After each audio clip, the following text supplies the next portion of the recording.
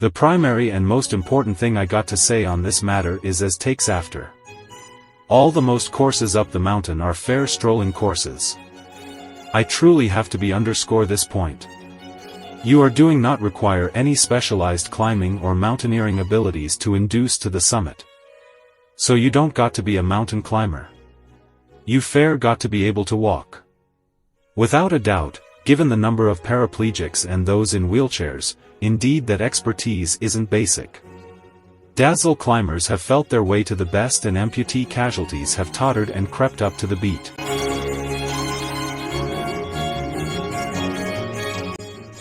Indeed the strolling isn't especially debilitating. After all, fair do the maths. For case, the foremost prevalent course is the Mach-Aim course, which is 60.76 kilometers, 37.75 miles, in length in add up to from door to summit and back to entryway. Do it in 6 days and that's as it were a division over 10 kilometers per day, i.e. fair over 6 miles, do it in 7 days and it's as it were around fair 8.5 kilometers per day, i.e. a small beneath 5.5 miles per day.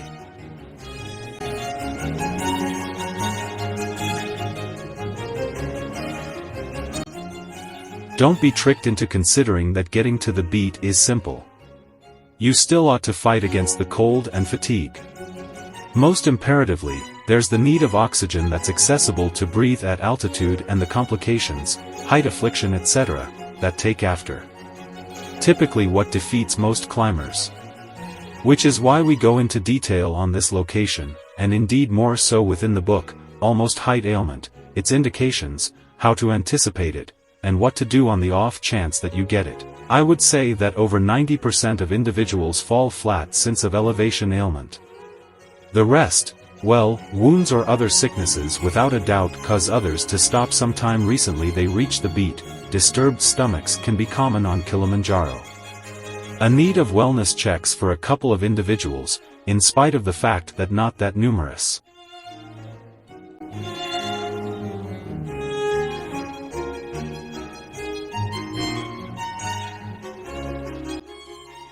But I got to say that, after height sickness, the foremost common reason as to why individuals come up short to urge to the summit is demeanor ailment.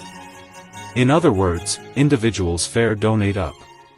Which is why it's vital to get it fair how difficult it can be to climb Kilimanjaro, and to be mindful of all the hardships and privations, the cold, the conceivable need of rest, the sickness and cerebral pains etc., that you'll endure on the mountain.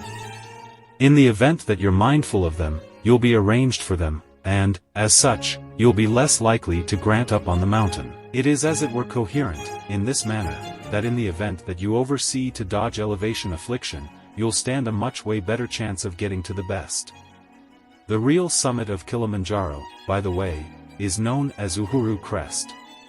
So how do you are doing that?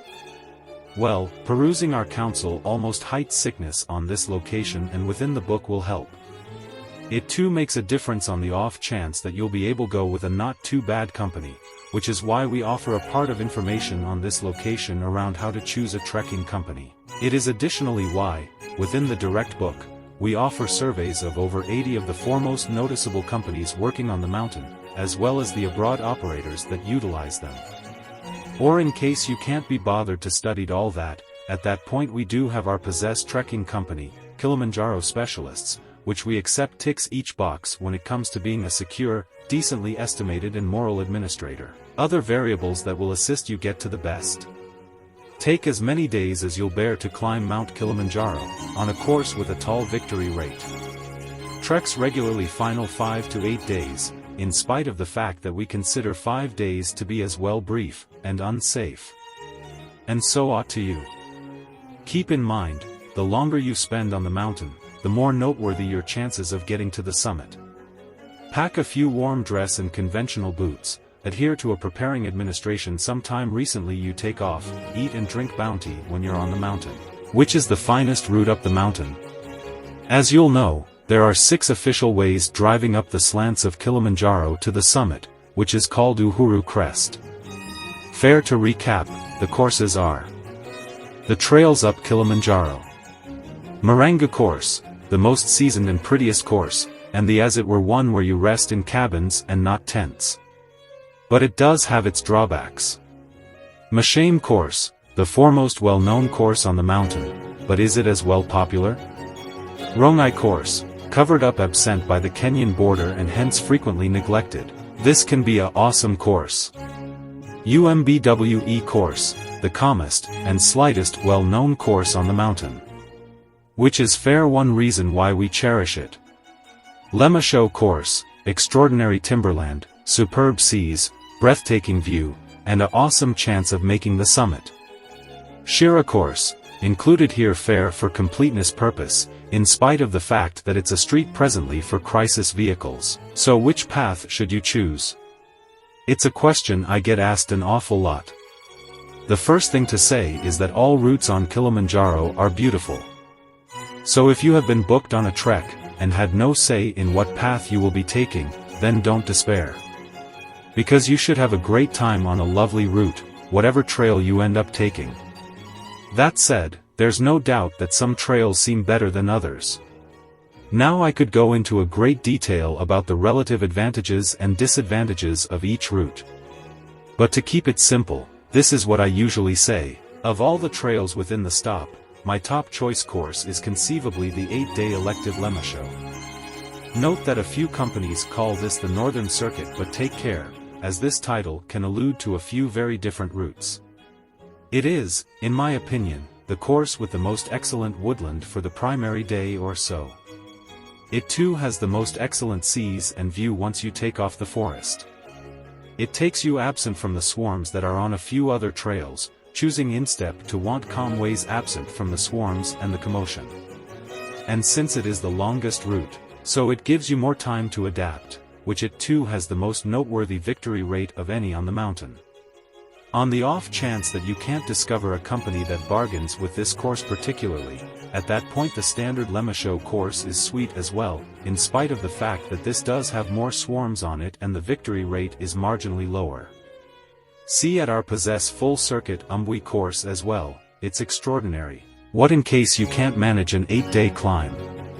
The huge drawback with the over trails is that they are best done over 8 days instead of 7. And as a result, they are a small more costly than the other trails.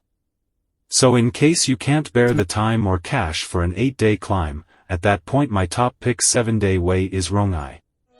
Once more, this has a few marvelous seas and is calmer than numerous other courses. Once again, it too encompasses a exceptionally tall victory rate.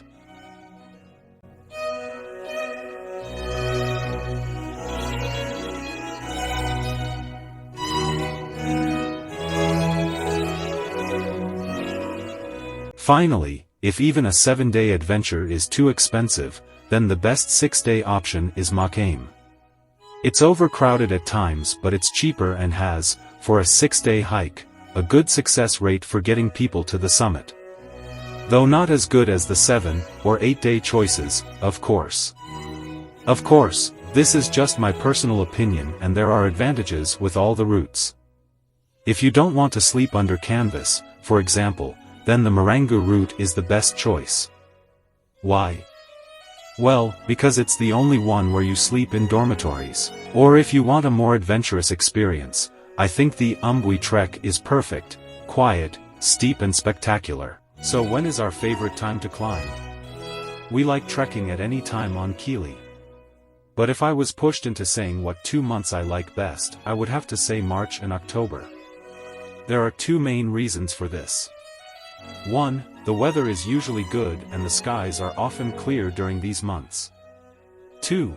Because they both fall just before the rainy seasons, they tend to be quieter than at other times.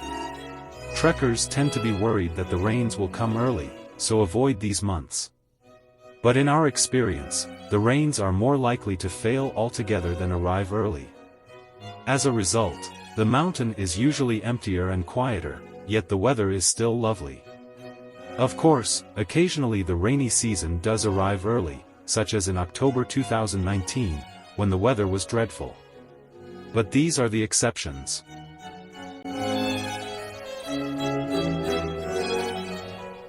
How much does it cost to climb Mount Kilimanjaro?